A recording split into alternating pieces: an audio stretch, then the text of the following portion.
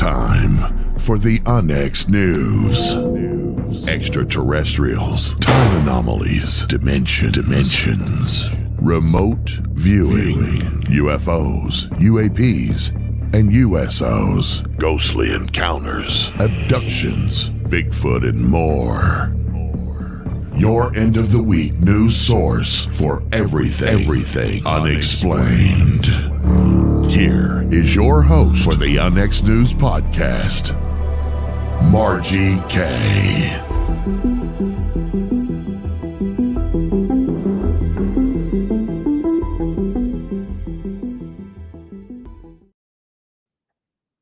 Good evening and welcome to Onyx News. Tonight we have a super special show for you, and I've been looking forward to having tonight's guest on for a long time, so stay tuned. First, I want to talk about a couple things. The Journey to Truth conference is coming up this month, and you don't want to miss it. It's in Illinois, so if you're anywhere near the state of Illinois, check this one out. Go to journeytotruthcon.com for more information. And I'm not saying this just because I'm speaking at this event. There's a lineup of great speakers and events. So this is not to be missed if you like the paranormal. Then I want to mention, well, this magazine is probably the best one we have done yet, and you don't want to miss this either. Get your free digital copy by being a member of the Onyx Network. Just go to onyxnetwork.com and you will get a copy of that magazine, but you can also purchase it in print. So go to Onyx Network for more information about that. Also, please like and subscribe to this channel. It helps us keep the lights on at Onyx Studios. Now, if you've been following my work, you know that I discovered fast movers in 2011 and wrote a book called The Fast Movers: Evidence for High-Speed UAPs, along with Bill Spicer, who discovered them much earlier, and Wayne Lawrence, who discovered them while working on cases for MUFON. Both of these men have been able to capture the fast movers with still and video cameras and even measure their speed. But now, thanks to Mr. Ron Anderson, I've found someone else who has been seriously studying these extremely high-speed UAPs, UFOs from his home in California and other locations for several years. Robert Shiepe is a 65-year-old retired pharmacist in Los Angeles. In 1986, he started and opened the first mail-order pharmacy in the country. He's a child of God who is always exploring new paradigms in academics. His goal is to over-understand the science that is around us. In 2021, Robert Shiepe received his first medical patent. He is pioneering a new part-time business in the world of pharmacy. His mission statement is not monetary. Rather, it is to hyper-advance humanity forward in a positive direction. On March 26, 2017, Robert received a video of two F-18s chasing two UAPs in Covina, California. In the video, you can see the UAP fall from the sky and fly up to the camera about 500 feet away. By analyzing the video, he was able to learn a new subliminal visual technique to recognize UAPs that are right in front of us. Welcome to the program, Robert. A great introduction. Yep, all of it's true. Very accurate. Yes, it's good to be here. Well, thank you so much for joining us. You're very welcome. I am getting double talk so I'm hearing everything repeated in my ear. So if I take a minute, that's why. Something has gone crazy with StreamYard, I guess. But I've known about you for some time, thanks to Ron Anderson. And I'd like to ask you, how did you meet Robert and how is he working with you? Or how I met Ron. Yes, yeah. Ron, I'm sorry. Yes. I met him through my channel, my YouTube channel, Custodian File. He became a viewer, became very interested of what was going on. And when I showed him the Covina video that you just spoke of, That's what really caught his attention. It's a highly unusual video. It's one of a kind, probably never happen again. But the long story short, two F-18s were chasing two UFOs for 6 hours, on and off for 6 hours. The person who recorded it called me. I told them, go outside, record the jets. They did, and I have the video, and it's just a remarkable, perfect video of two F-18s chasing two UFOs. One of them flew up to the windshield of the F-18, and then 4 seconds later dropped out of the sky and flew up to the camera that was recording them. And I believe I gave you that picture, and it stopped right above a telephone pole. And it's quite remarkable. That got a lot of people's attention, and that's how I met Ron. And this is where we are, but it's gone even further since then.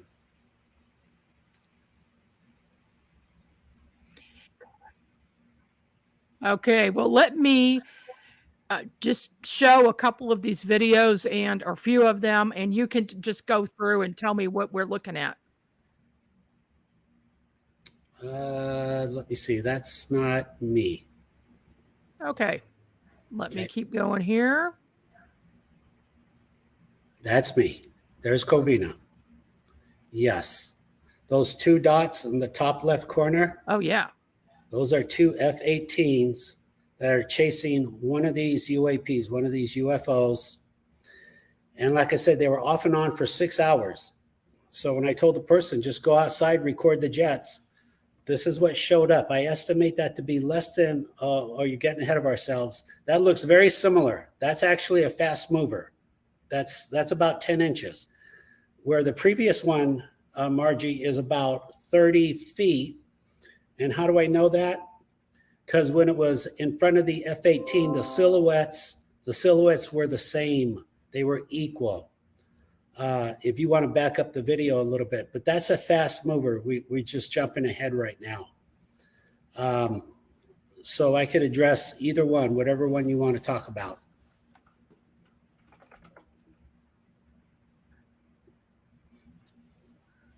Okay, you just pick one then. There you go. Yeah, well, because I'm still having some echo problems, so I'm behind you. Okay. Okay, I see. So that is the 30-foot UAP, and the reason I know that is it flew up to the windshield on the video of the F-18, and the F-18s are like 33 feet from wing to wing, tip to tip. So basically, yeah, that's what's going on. And for whatever reason, it fell out of the sky and flew up to the camera.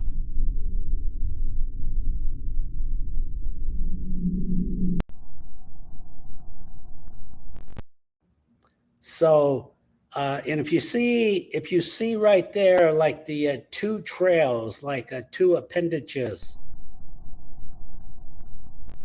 I've calculated those are actually, to the best of my understanding, they run on electricity. UFOs run on electricity, extreme high voltage. I can't stress that enough, extreme. And those are plasma jets that the UAP gives off. Something similar to an automobile car exhaust, you might say, except their car exhaust is electrons, plasma. Okay.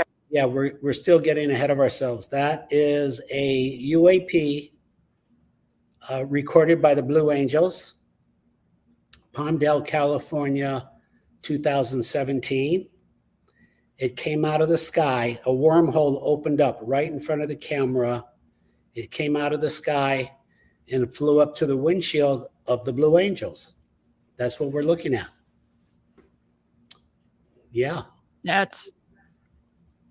That is just amazing. That your photos are so similar to what Bill and I are getting in the Kansas City area and Wichita, Kansas area, and all over. Also now Wayne has moved to Chicago. He's getting them there in Chicago. So it's our contention that they're everywhere. What do you think? Oh, funny you should say Chicago. A lot of UFOs, big hot zone, Chicago. I can't stress that enough. I've researched this 12,000 hours, so I'm going to make it sound real. I'm going to make a lot of new statements. If you watch video, if you go on YouTube and you watch Blue Angel video in Chicago, you will see the most UAPs, the most UFOs, the most fast movers. Real easy. If you don't have a lot of time to research, Blue Angel, Chicago. So yes, it's not a coincidence that, I mean, you just now telling me this. I don't find that surprising at all. I'd be amazed if you said the opposite. We do a lot of recording in Chicago and we find no UAPs. I would find that very hard to believe. Yes, they're ubiquitous. They're all over the world. We don't see them because of the speed they travel. These are the real deal. Yeah. How fast do they travel? Well, the Pentagon just posted that last week. They gave a report to Congress. The Pentagon said the small fast movers are moving at 2,000 miles an hour. That is exactly the same as my calculations of the fast movers that are here in Los Angeles. Exactly the same, 2,000 miles an hour. And also the same was, I measure X-band radar spectrum with these fast movers. I have that on my film, and the Pentagon agrees with my research, and they're publishing that now.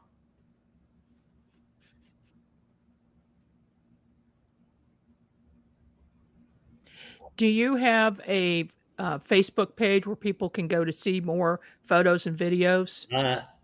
YouTube is where I have everything. Custodian file. Custodian File on YouTube. Custodian file, yes. You'll see amazing UAPs. Promise. Okay. Okay. So remember that. Yeah. Now you call these UAPs something very unique. What do you call them and why? Yes. Okay. So 2017, something very unusual happened. Marina Del Rey, Los Angeles. It's the biggest marina in North America, Marina Del Rey. The Army and the Coast Guard flew in. They hovered for 300 feet over Marina Del Rey. They hovered for 3 hours every day for 2 weeks. So I finally said, you know, something's going on. I pulled out my camera. I recorded the Army and the Blackhawks, or the Coast Guard and Blackhawks, and you could see these small UAPs flying around them.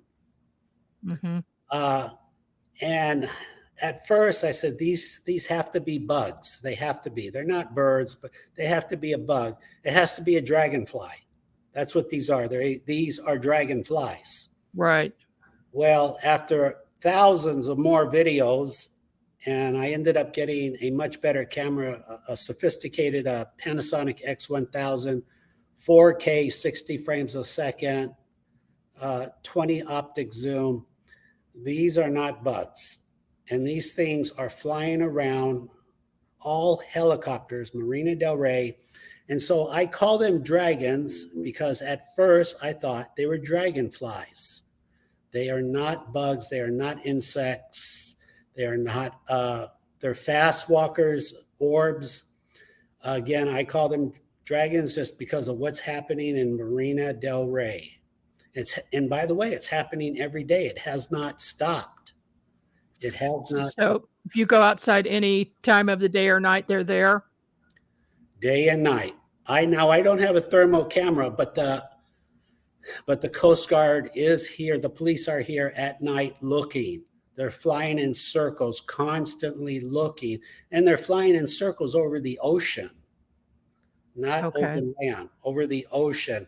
And I have video of these things landing in the water. The Coast Guard and the police, they have thermal cameras on their helicopters. And these things, these fast movers, these dragons, they are leaving a heat trail. So as fast as they are coming in and out of the water. Yes. There I am. There are my two cameras. Can you explain your camera setup? Yes. So there are two identical Panasonic X1000s.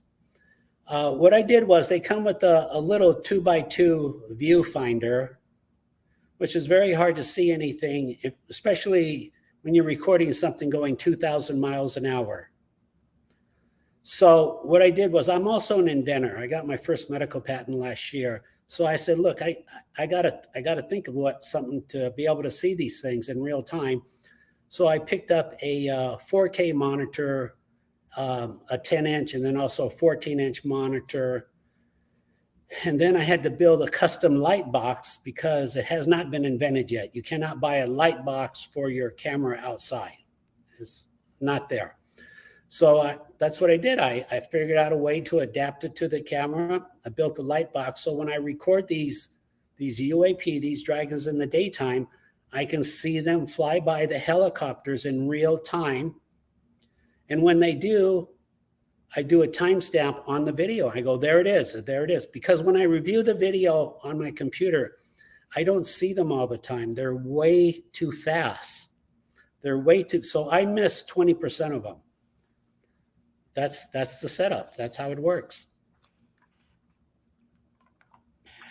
That is amazing. I'm not sure if I caught, but how many frames per second do your cameras do? 60. Yeah. That is amazing that you're able to get them at 60 frames per second. That's in fact, that's the cameras that we're using right now. But I am on a mission to get a high-speed camera that's hopefully 1,000 frames per second, but if not, at least 250. And we're going to see a lot more, aren't we? We are, Garen, 100%. And they do have cell phones. I believe it's a Samsung that does 1,000 frames a second. It's just that you need to be able to zoom in. But at the same time, 1,000 frames a second, there is a gentleman on YouTube who did post that. And it's very impressive to see one of these fast movers at 1,000 frames a second. My advantage is I can zoom into the helicopter so I can get a little closer to these UAP dragons. Now I can get between 10 and 20 frames, but it's a payoff. If I zoom back, I could get more frames, but the image is smaller.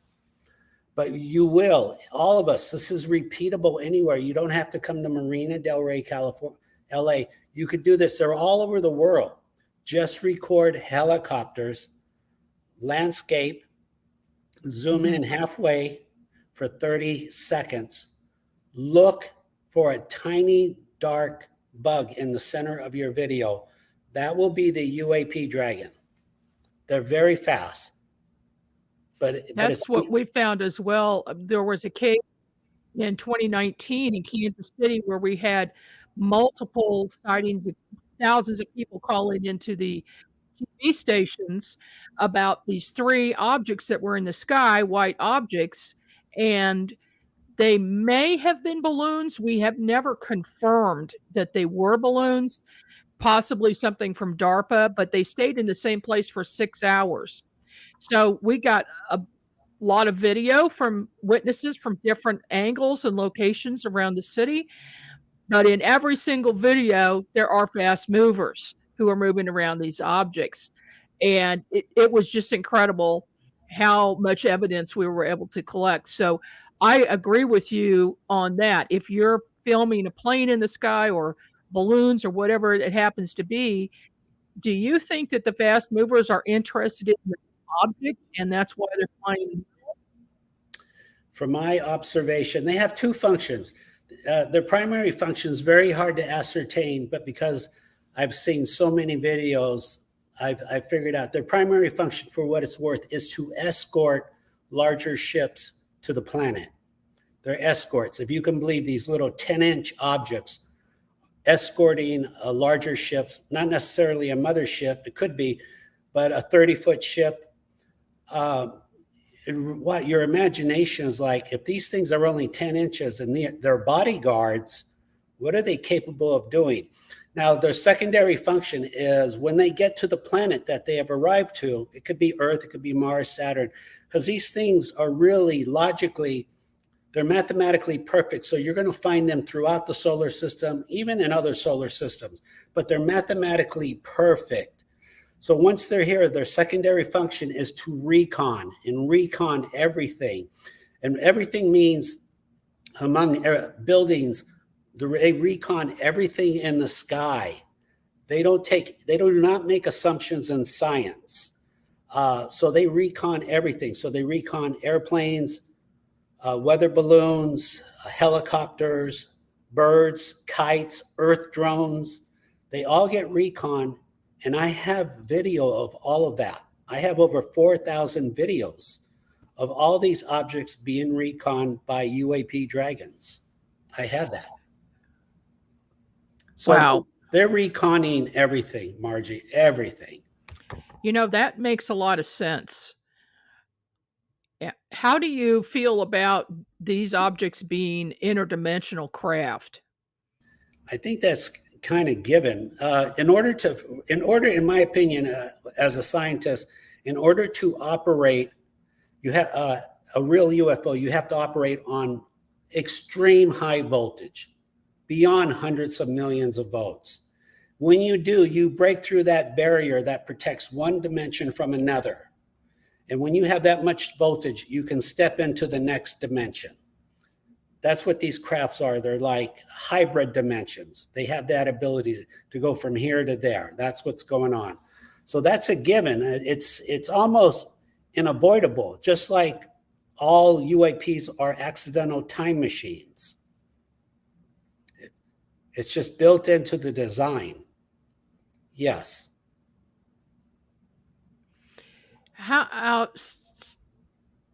So how did you come across that information? How do you know that?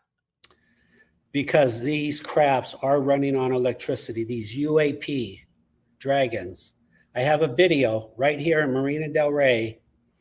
I was just recording airplanes, knowing I would record a UAP dragon. And I got very lucky, and one came down Lincoln Boulevard, 4500 Lincoln Boulevard, parallel with the high voltage lines, just 12 inches from the high voltage lines. And just logically, the only reason a UAP dragon would be flying that close to high voltage lines is if they're recharging. And if they're recharging, they're running on electricity. And in order to achieve the speeds they achieve, 2,000 miles, from 0 to 2,000 miles an hour in 1/3 of a second, you are running on extreme high voltage. And that's how you go from dimension to dimension. That is the safety barrier. That's what you got to break through. You got to have extreme high voltage. That's my opinion as a scientist. And they're doing it. And the government's been here over 15,000 times. Well, that makes sense. I've worked on a number of MUFON cases, and I've actually seen some very strange things myself around power lines with craft that are very close, within 3 feet. Right. And in some cases, some of the witnesses have actually seen what looks like lightning going from the power line or the transformer up to the craft. And I'll just tell you my odd sighting. This was quite some time ago, right around 1993. I was driving south on 435 between Independence and Kansas City with my 2 daughters who were very young at the time. And there was a strange lightning storm, but there was no rain or thunder. And so we were looking at the sky. And as we passed the power plant in Kansas City, a big flash happened, and we all saw what looked like the space shuttle with its bottom at the bottom and the top vertical, and these 4 lightning bolts from these 4 huge towers that they have at the power plant were going up into the bottom of this thing. And we only saw it, like for 2 seconds, but I had to pull over on the side of the road, and I said, "Tell me what you saw, girls." And they told me exactly the same thing that I saw. So, yeah, that would have been a huge electrical drawing of electricity from our power plant. Right. I actually called the power plant the next day and asked if they had any issues, and they said, "Oh, no, we didn't have anything happen." They must know, right? Yeah, no, they know. I have an Air Force officer who investigated UFOs for 25 I years. am not hearing Oh, Dr. Shiepe raise. hello. Hello. Hi. I'm right here. Has unmuted. No, I haven't. He is Okay, on now there. I can hear you, but a minute ago I couldn't. So I just want Race to check the sound on that. Okay. But Yeah, the audio's coming through Yes. real quick. I okay, just wanna say this okay. real quick. It's just I my wanna say side. something. I wanna We are up for a break. yeah, I was about to say. Okay, let's go ahead and take a break. We'll try to fix the audio and we'll come back. Okay. Are you thinking about purchasing a wood-fired heating or cooking appliance but don't know where to start? The new book, Wood-Fired Heating and Cooking, will guide you through the process and make the decision much easier. Find out about wood stoves, wood-burning fireplace inserts, masonry heaters, cook stoves, brick ovens, and more. Learn about operation and maintenance, buying and storing wood, even how to make your own charcoal. A bonus section includes delicious recipes for cooking in a wood-burning oven, grill, tandoori oven, or smoker. The wise homeowner, prepper, or homesteader will have the ability to heat their home with wood when the power goes out or to save money on increasing gas bills. Wood-fired heating and cooking is available at Amazon. Visit www.woodfiredpub.com for more information. That's woodfiredpub.com.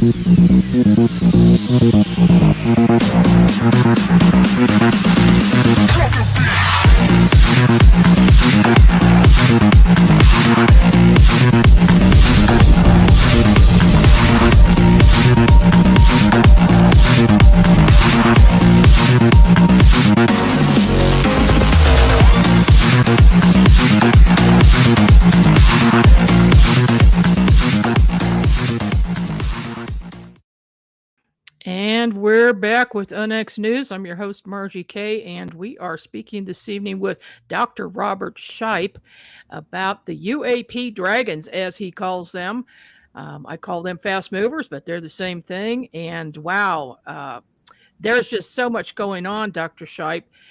Let me show this photo once again, and that's just amazing. There, It is. what you were able to capture. So what's going on, Margie, is now I know where to find these things. I know what to look for. So when I'm not recording them on my balcony, I go on YouTube. Really, I just look at Thunderbirds or Blue Angel videos, and it's amazing. It's free video, free UAPs right there if you know where to look. Canada Air Show. Flying with the high voltage lines. He's taking that electricity and he's hauling, he's moving. Yeah, I'll say. It's a lot. It's a lot here. And then they take that voltage, they go to our high power plants and they take 500,000 volts and then they step it up like incredibly 100, 200, 500 times. And then you get to fly. Yeah.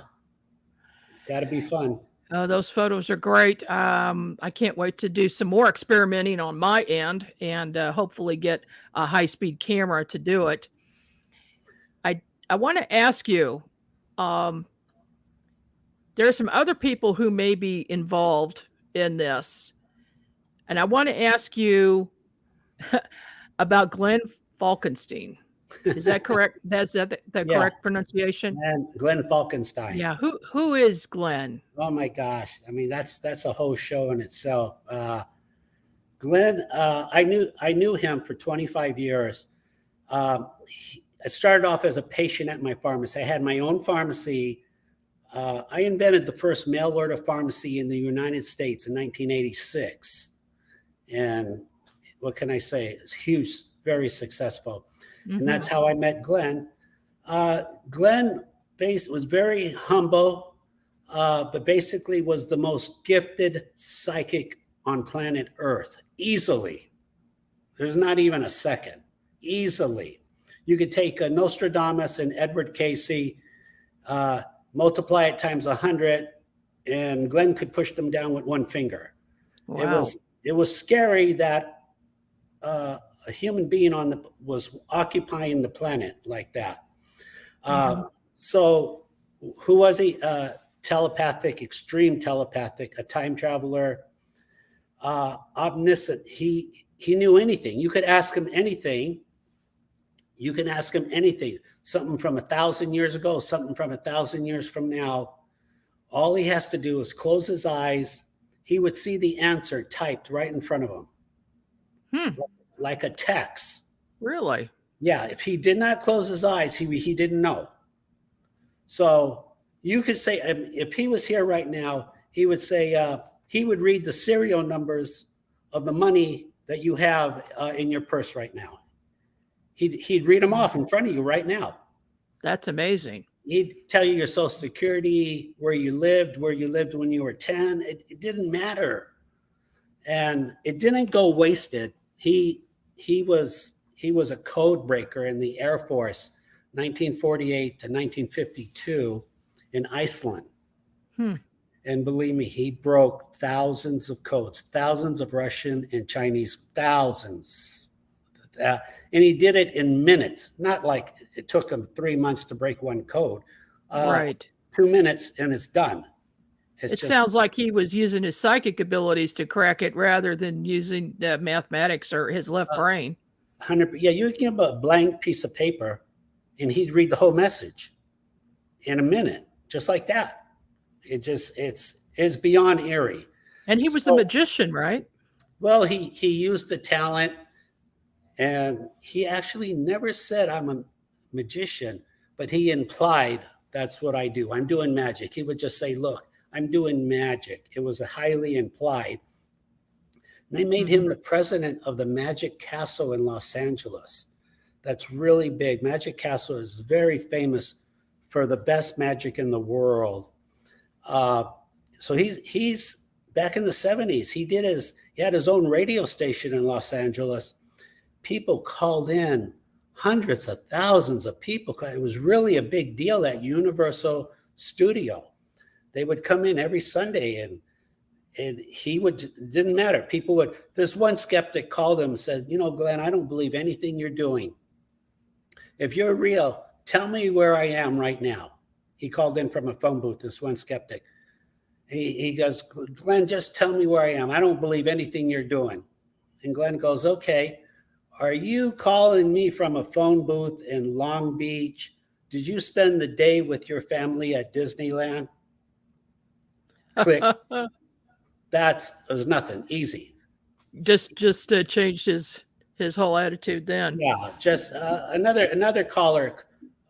She called in and says, "Oh my God, Glenn, I need your help." This is like on the radio. My sister is missing, Glenn. Can you help me? Yeah, she ran away. She's living with her aunt in San Francisco. Give her a call. And she was. Wow. It was nothing. It was easy. How did you meet him? Through the pharmacy. He became a customer. Oh. And it was like, when I saw what he was doing, I said, look, this is not a trick. This is not fake. This is like the real deal. And so he very quietly, he was a UFO expert. They would just fly by whenever they wanted him to. As a matter of fact, he was in Iceland, 1948 to 52. When he retired in 52, they flew him to Iceland to Andrews Air Force Base. July of 1952. You know what happened in July 1952 at Andrews Air Force Base? Yeah. The big sighting over the Capitol. Basically for a whole month. Mm-hmm. And people are like, what is going on? Are we being invaded? Those UFOs were not there to visit the president or to say hello. They were saying hello to Glenn. They were saying, and the only reason I know that is one day he goes, hey, did you ever hear about the UFOs in 1952 at Washington, D.C.? I go, yeah, Glenn, but I'm the expert here. How do you know about that? He goes, oh, I was there. And then I put one and one together. I was like, oh my God, they were there to visit you and they wouldn't leave. So work backwards, Margie. He spent 4 years at Iceland. It's never been reported, but you can highly assume UFOs buzzed the Air Force base, the naval base in Iceland every night for 4 years. Mm-hmm. You can highly assume that. And that's who he was. And it was almost like is really godlike, but he played it down. He would tell me stuff as we go. But looking back, I should have asked him like 50,000 more questions. I really should have. I don't know. It was like, oh, we're friends. The way I looked at it was we're friends, and we have all the time in the world. I can ask you these questions later. It was foolish. I should have asked them then. And now, didn't he appear to you after he passed? Oh yeah, he did. I mean, this was the real deal. Like I would say, less than a year. I went to the movies over here in West LA. And I walked in, the theater was empty. And I ended up sitting next to this older guy at the back row. I like to be sitting in the back to watch the whole screen. And I remember thinking like, man, you look like Glenn. This is so weird. But I didn't say anything. And the theater was like empty. And so after the theater, I was with my wife and we said, hey, let's go get some lunch. We drove around the block, and then we ended up just eating at the hamburger stand across the street, which is the Apple Pan. The Apple Pan is very famous in Los Angeles. So I parked, we walk up to the front door of the Apple Pan, and here's this guy. He's standing there, and he opens the door for us. I'm like, oh, this is getting really weird. This is like, so I walk in, I sit down, and then he walks in, and he sits next to me, to my right. And I go, that's it. I say to my wife, I said, I'm going to talk to this guy. As soon as I said that, this guy got up from the counter and walked away. And I'm like, what the? Nobody does that. Nobody goes to a famous hamburger stand and sits down at the counter and then gets up and leaves. That just doesn't not happen. That was Glenn. Now, when you and I were talking on the phone, I felt his presence come into my office. Oh. And I'm starting to feel that now again. I'm getting like goosebumps. Maybe we should have started with that, Margie. I'm sorry. Yeah. But listen, Glenn, if you're listening, could you please do something to, I don't know, turn the lights on and off, make a flash, make a loud noise. If not in the studio with one of your viewers, something, if you can, Glenn. I'm just asking if you can. That would be great, Glenn. We would appreciate that. Yes. Now I've got a little clip here from another show that you did. You want me to show that? Yeah, please. And this was about Glenn. So this is just for a couple minutes here. He gave me the blindfold that he used to use. Oh, wow. Yeah.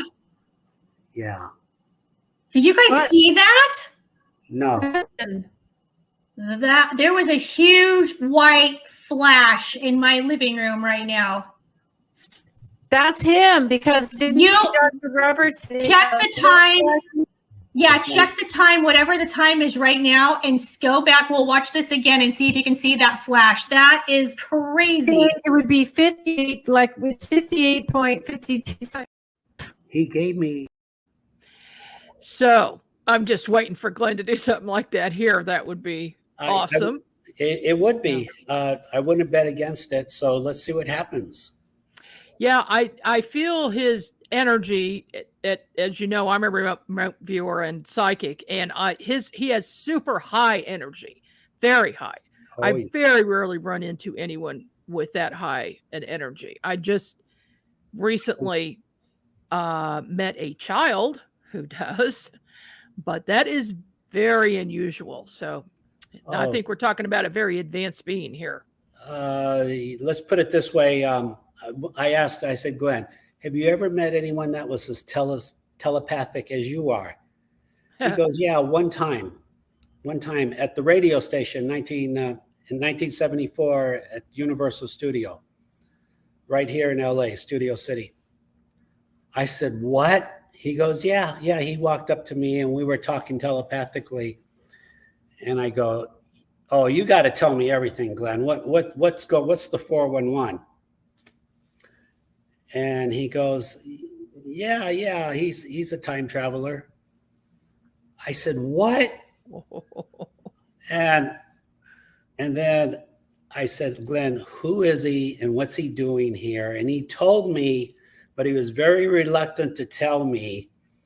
And not as a teaser, but I don't want to contaminate this timeline, because 1,000 years from now, someone's going to watch this video, and most likely there are time travel police, and I don't want to get this guy in trouble. But he was doing research. He is doing research in America, and for a couple hundred years ago. Let's leave it at that. But yeah, my point is, if time travelers, he said, yeah, the guy comes and goes every couple of years. He stops by to say hello. I'm like, unbelievable, Glenn. Just this, I would sit down and have dinner, and like, I had really no clue. I really didn't cash in on it, you might say. So many questions I could have asked. He did tell me, for what it's worth, there's a famous treasure in America. It's called the Beale treasure, Beale, in West Virginia. It's like $50 million buried 6 feet underground. He told me how to find it. Oh, really? Well, are you going to do it? Well, I need a professional treasure hunter. Actually, I'm not. Money doesn't really motivate me. It should, but it doesn't. It's probably because I'm retired. I mean, I did it, but no, if you have a serious treasure hunter, we'll work out a deal. I'd like to give the majority of it to charity, Children's Hospital and Animal Rescue, but just for the fun of it. Yeah. Let's all shoot. Call up Marty and Rick Lagina. I'm sure they'd be all over it. I don't know famous treasure hunters, but yeah, if they would be okay with that, I wouldn't waste their time. I know you got to know the name of the book to break the code where the treasure is buried. And Glenn gave me the name of the book. Okay. That was easy. So wow. That's nothing. Wow. Yeah. Now, does he or do you have any connection with like George Filer or Dan Aykroyd, the Pope and the Vatican, David Copperfield, etc.? You got 4 out of 4.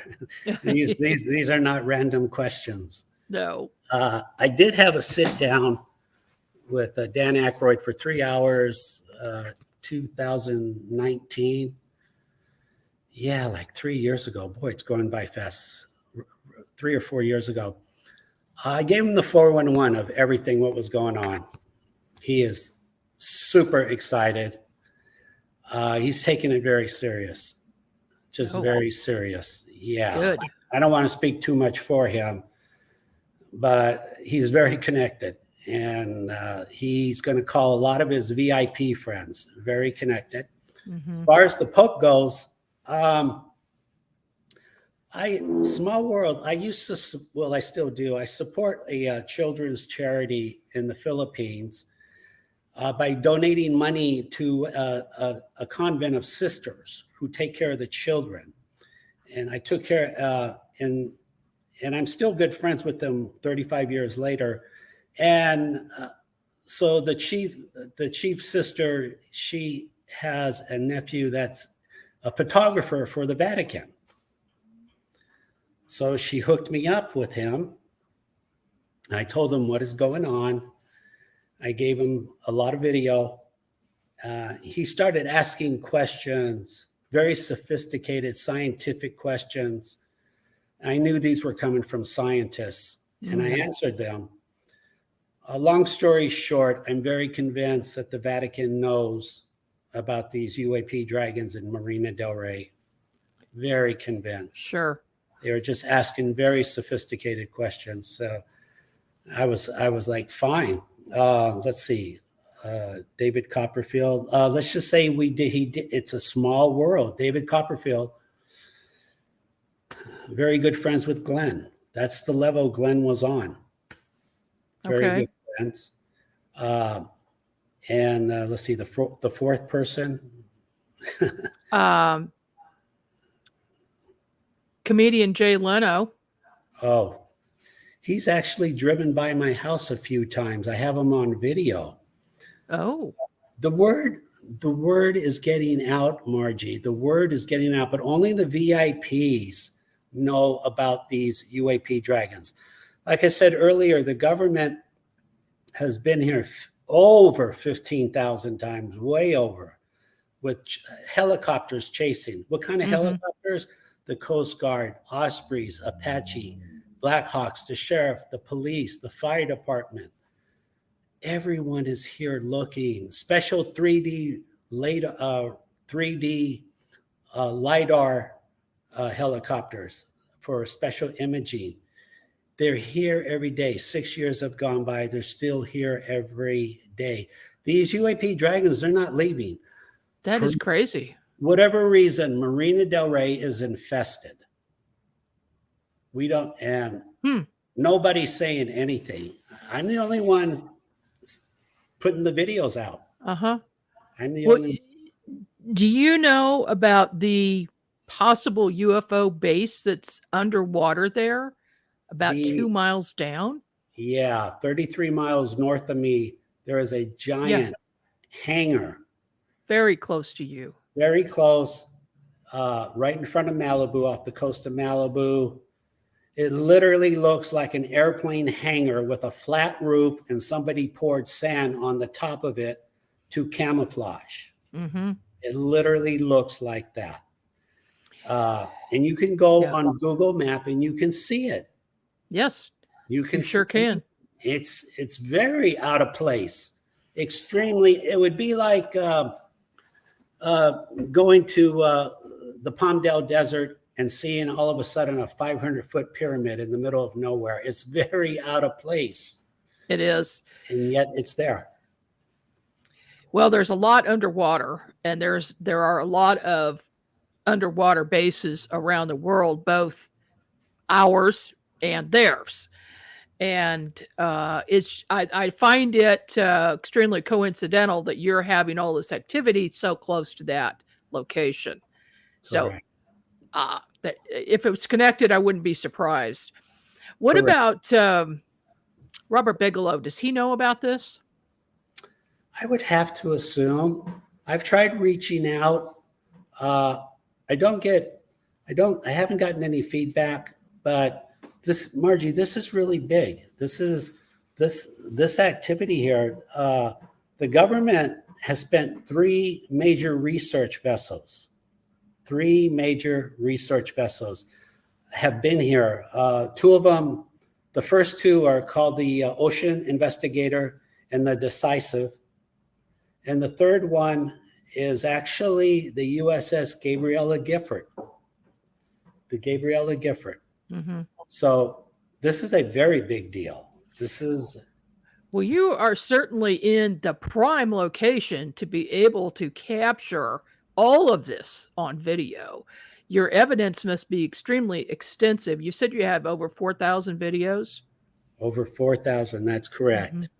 Yes, I do. Yes, yes, I do. Have you thought about putting that together in a very long documentary? It's just video of UAPs is over 100 hours with no dead time, just the UAPs. Wow. That's for the next generation, whoever the next generation is. It's way too much for me to deal with right now. But I am putting as many as I can on YouTube. The thing is, I'm trying to put all the old ones, but every day I'm getting new video. So I'm way behind. I'm way behind. Yeah, I don't know. You know what you might consider is putting a live feed to YouTube that's on 24 hours a day. Wow. I never thought of that. I just thought of it. I thought, wow, you've got so much going on there that everybody would be able to see it all the time. That's actually a really good suggestion. Just every 100 hours, let it loop, let it restart. Yeah. One second, Margie. Sure. 1 second. I'm hearing some very unusual helicopter. Just give me a couple. Oh, I wonder if we could get that on video right now, Robert. Let me see. Hold on. Yeah, let's see if we can get the camera out there and we get a live shot, everybody. That would be so cool if we could do that. Hold on. Let me see what all the commotion is. Okay. We'll let him do that. And folks, I am feeling Glenn here with me right now. But nothing has happened yet. So Glenn, if you're here, please do something, turn the lights off and on, something. Nobody else is in the building with me right now. So if anything happens, it's Glenn. Okay. But, whatever that was a huge helicopter commotion, but it's gone. Okay. And I'm looking at the radar right now and I don't see anything. There's free radar on the internet. It's called planefinder.net. Planefinder.net, very effective. But I don't know what that was, but it's most likely will return. It will return. So if they do, I'll say something. I already have my camera is on right now and it is recorded. It's recording. It's pointed at the Jetty Rocks. That's ground zero. Okay. Where the rocks are, the wave breaker that stops all the waves from coming into the marina. That's where the police and the army are always circling. They can see these UAP dragons coming in and out of the water. Have you had any investigators out to check this out in person? They're not volunteering that they're here. I do see people with cameras showing up. Okay. I do have a video. It's very concerning from 3 years ago. Somebody showed up and scared me quite a bit. He didn't see I recorded him, but it's very, very concerning. I mean, I'll share it with the government later. But there are institutions documenting what is going on, 100%. They're just they're not telling anybody. Matter of fact, there was somebody hired a very sophisticated company. I forget the name. I don't want to misquote, but they came out here and they brought their own radar equipment. They were on NBC News. They brought their own radar equipment. So it's being looked at very seriously by many agencies. Okay. Yeah. So they're probably just not contacting you first. They're just going out. Yeah. That's how the government works. That's for sure. They really should just contact me. I could really help. I could speed up their research 500%. Mm-hmm. I did all the trial and error. I know where to point the cameras. So we'll see. I'll let you know. But like I said earlier, last week, the Pentagon is publishing some of my results, the speed and the radar signatures. That's an eerie coincidence. Are they going to give you credit for this? Of course not. No. But you published it first, so we know. I did. I did. It's eerie. It's eerie. Yeah. Oh, gosh. Well, Robert, I can't believe time has flown by like this, and the sound problems we had. Sorry about that. But this has been fascinating, and thank you so much for sharing your information. I really appreciate it, and I know that my listeners do too. So thank you so much. Okay. Please visit me, Custodian File, on YouTube, because we didn't even touch 1%. So yeah. Okay, everybody, Go to Custodian File on YouTube right now and check it out and like and subscribe. The same with this channel. So, all right. Well, we will see you folks next week for UNX News, 6 p.m. Friday night. Thank you so much. Thank you. Take care.